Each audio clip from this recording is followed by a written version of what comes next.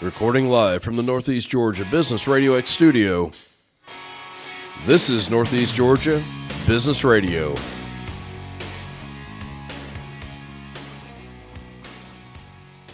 Welcome back, folks. Welcome back to another exciting edition of Northeast Georgia Business Radio. I'm your host, Tom Sheldon, and we're coming to you live from the beautiful Empower College and Career Center of Jackson County. I have with me another amazing guest. I have with me today Mr. Jacob Fortner of RCF Construction. Jacob, welcome to the Northeast studio. Thanks, Tom. I'm happy to be here. How are you, brother? I'm great. You know, I met you at a Barrow Chamber meeting. Yeah. And when you introduced yourself and what you did, and you said you were in radio, podcast. That's me. It clicked. I said, he's got the voice for it, and I'm excited to be here. I appreciate that. It beats crawling under houses. Long story behind that. So you doing all right, man? I'm doing great.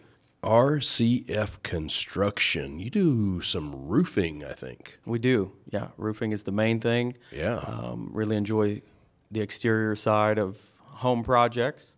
We also do siding, gutters, paint work as well. How long have you been doing this, man? RCF's been around for what, 4 years? That's right. Going on 4, something like that? Yeah. So I got into roofing sales probably 13, 14 years ago. Oh, wow. You're not that old. Yeah. You wear it well, sir. We've got good genes. There So you go. 13, 14 years ago, and I've roofed from here to Nebraska. Oh, wow. 5 different states. In the last few years, started our own thing, and the goal there is to be able to do it our way, some certain core values that we have. Man, it's going well, and we're having a good time. You're enjoying it. Absolutely. Now, is roofing in Nebraska the same as roofing in Georgia? It can't be. Different weather, There are some different climates. I don't know. Right, Shingles? I guess shingles are shingles. They are. I don't Shingles are shingles. The scenery is different depending on the state you go to, but Is there scenery in Nebraska? for an outdoors person like myself, Yeah. it's the best scenery. Is it really? Yes, I love being I've never out that been. way. I've never been. It's just flat, though, isn't it? The cool thing about Nebraska for my partner and I was you could be in town.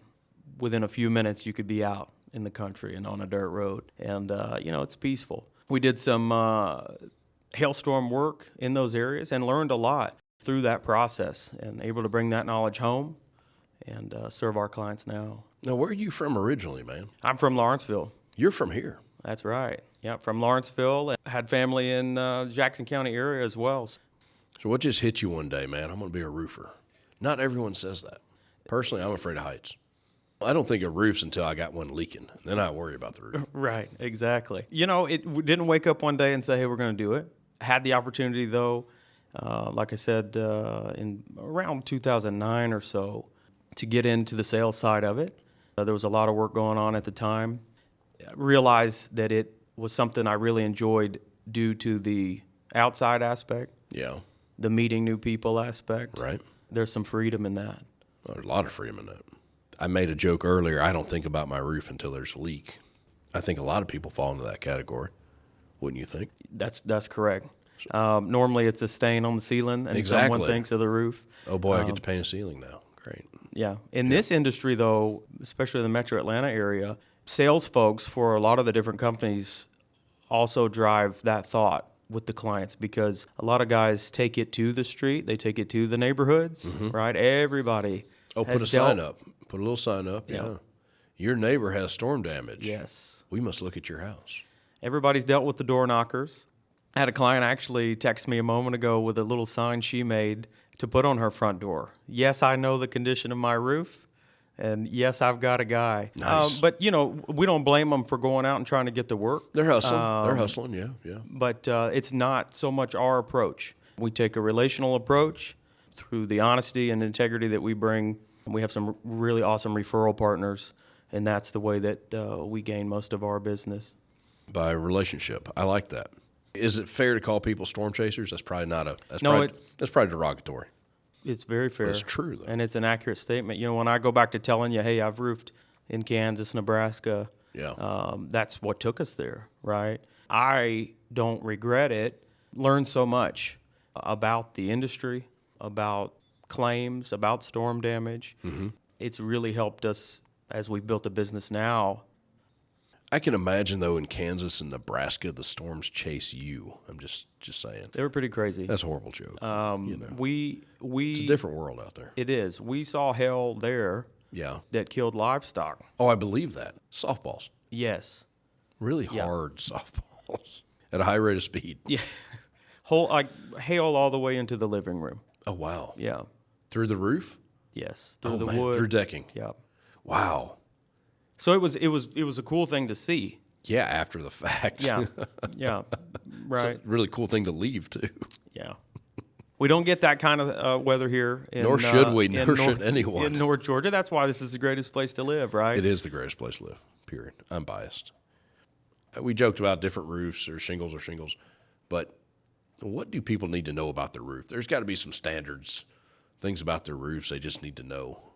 Absolutely. That not everyone knows. Let's educate the folks. Absolutely. A couple things. If there is a major weather event, which we've had a couple in the last... Now, what do you consider a major weather event? High winds. Okay. A flooding rain, right? Okay. There's been some of those recently. Yeah. That's a good time to just walk around the yard, take a look up at the roof. As you mentioned, a lot of times we don't think about them until we see the spot on the ceiling. Right. So sometimes you can just take a walk a little distance from the home and just take a look at the roof. As you notice, a bunch of granule, right? A shingle is composed of a mat with granule impregnated to the top of it. Right. You notice a bunch of granule loss coming out the downspouts, the gutters. That might be an indicator that there's some age issues. But I tell people from a inspection point of view, as our inspections are free of charge, if a roof is older than 5-6 years old, it's probably not in need of the roof being replaced, but those serviceability items begin to come into play. And we don't just replace roofs. We actually will do small repairs and service items as well to the penetrations. And so it's good to have it looked at once a year, whether we have a major weather event or not. Forgive me. What exactly does a hailstone do to a roof? Crack it? Compromise it? I mean, hail hit my roof. But physically, what does it do? That's a great question. I don't think anyone's ever told me. It's a great question, and I'm glad you brought it up. It's at times subjective to depending on the person that's looking at it. Now, at the end of the day, all that matters is what the licensed adjusters have to say if a person were to feel the need to file a claim. Okay. That's the only thing that matters is what the adjuster says, because they're there on behalf of both parties to make a determination of the damage. Right. Big-sized hail that actually damages the shingle, which is generally not the pea-sized stuff, right, that we get around here, but the big hail, it'll actually kind of smash that granule down into the mat. Okay.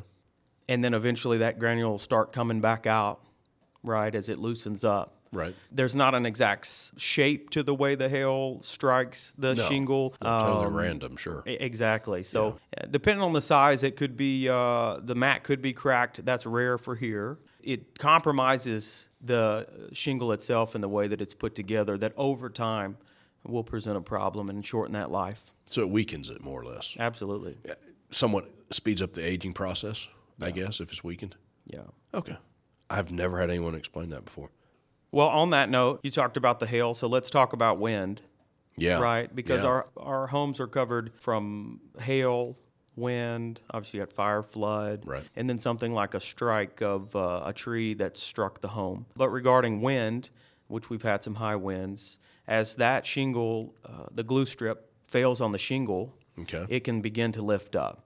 And if you put in there maybe a shingle that wasn't nailed properly to begin with, it's more susceptible to blow up. So as that shingle blows up, it could be ripped or creased to where eventually it's going to tear as well. I'd like to add that as a last resort, a person would file a claim, right? At the end of the day, our homes are our responsibility.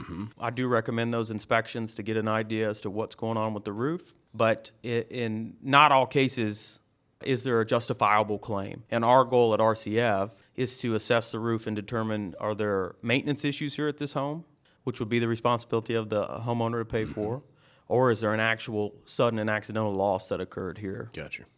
You know, here at Northeast Georgia Business RadioX, we have some great community partners. I bet you have community partners as well that you work with in your industry. Without them, we could not do what we do here today.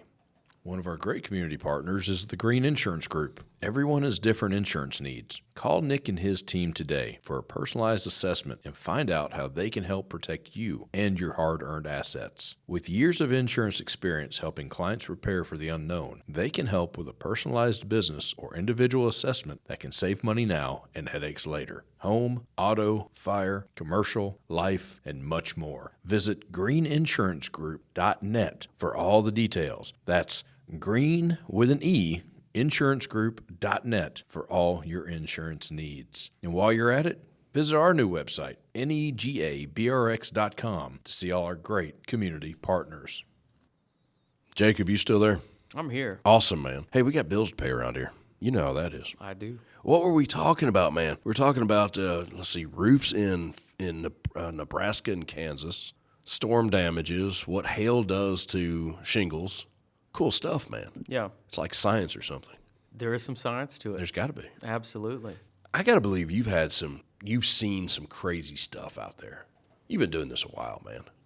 We have seen some interesting things. You know, I mentioned part of what I love about what I do is being outside and meeting new people and going to new places. Yeah. I have seen some things on some roofs. There was a goose on a roof one time. Lovely. Yeah, that was in South Carolina.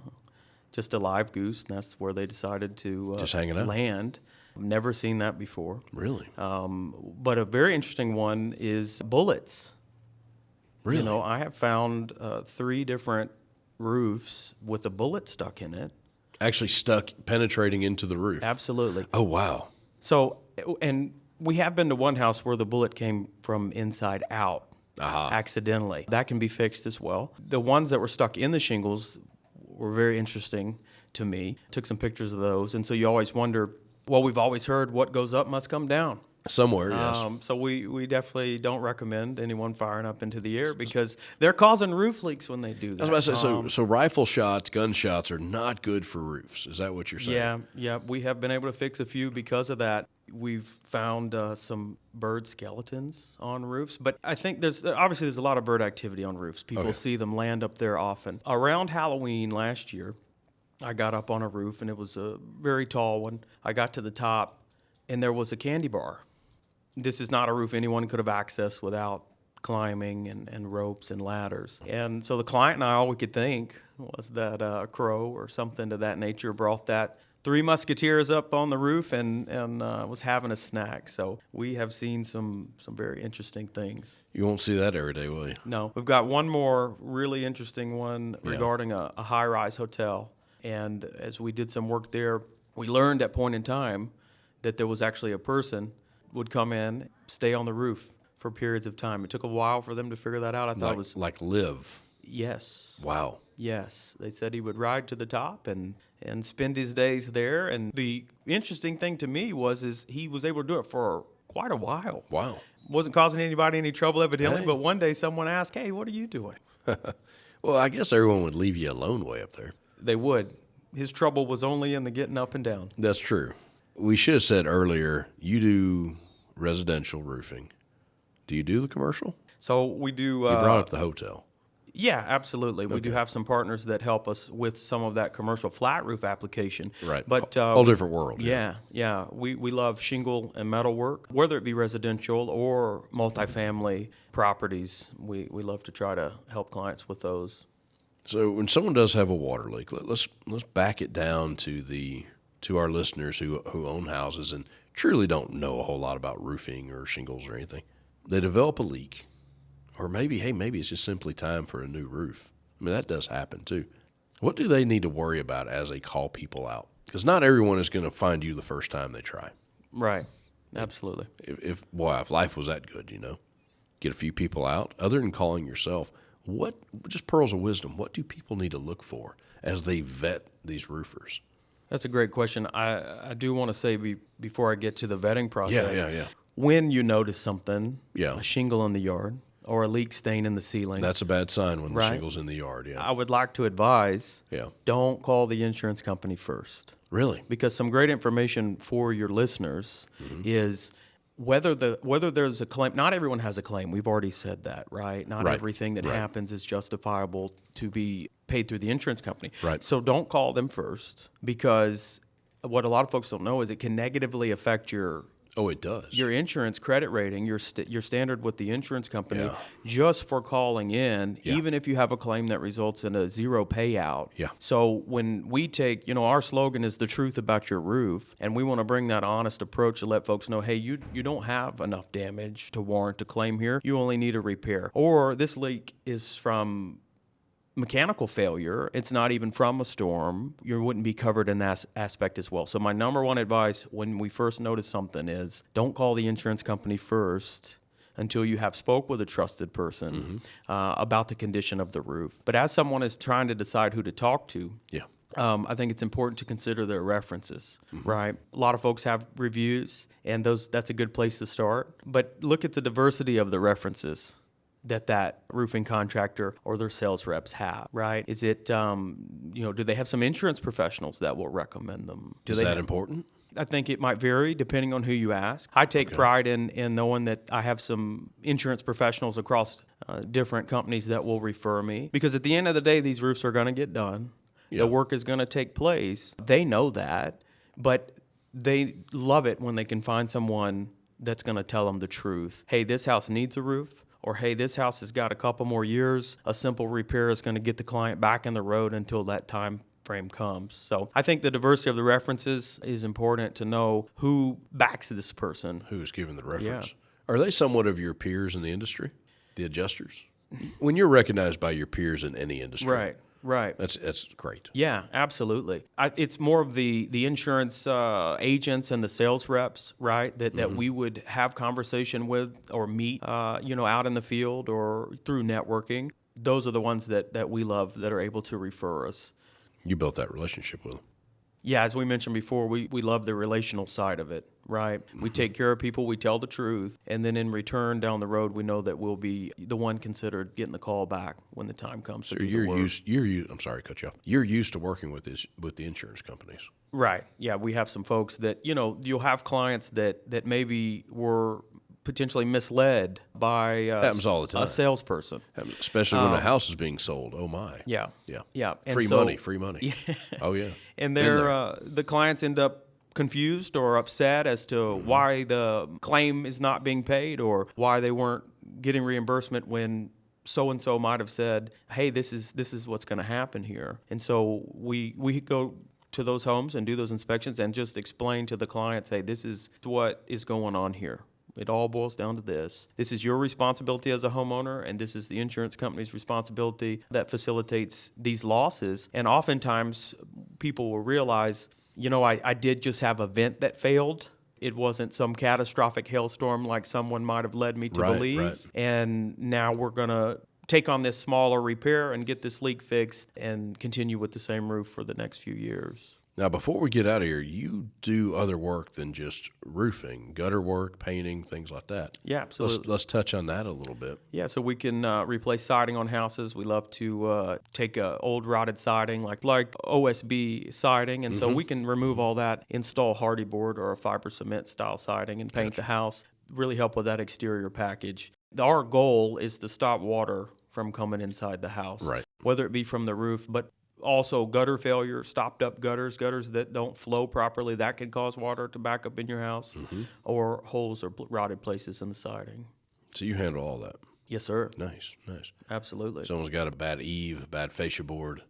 You handle that. Yeah, and the goal there when I go to see something like that is what is happening, right? Yep. Why is this rotting? Right. Through that, we take that approach to figure out if there's a roof problem or a gutter problem and fix both at the same time. Gotcha, man. Anything else we need to touch on before we get out of here? Man, I'm just so glad to be here in the studio. This is awesome. I appreciate you being here. You got a website? Absolutely. RCFroof.com or thetruthaboutyourroof.com. Nice. You're on LinkedIn? Absolutely. And that's your page, right? Yes, sir. Awesome. Well, Jacob, I appreciate you being here, man. They're going to play my music. I'm vamping. There it is. Jacob, thanks again for being here. Tom, thank you so much. You're the man. RCFroof.com, folks. Check them out. Big shout out to my buddy Mike Salmon in here running the board, too. I'm Tom Sheldon. We'll talk to you soon.